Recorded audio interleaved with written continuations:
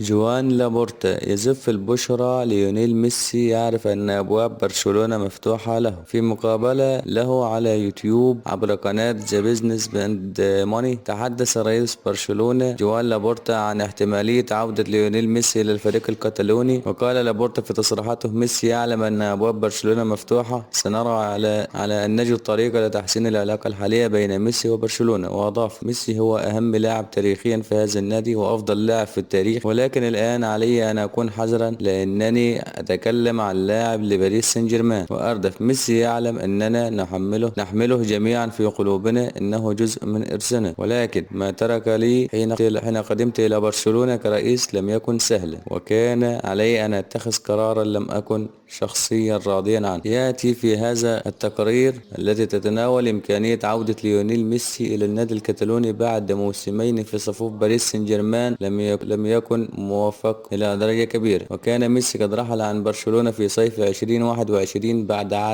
عدم القدرة على تسجيل عقده الجديد مع النادي الكتالوني.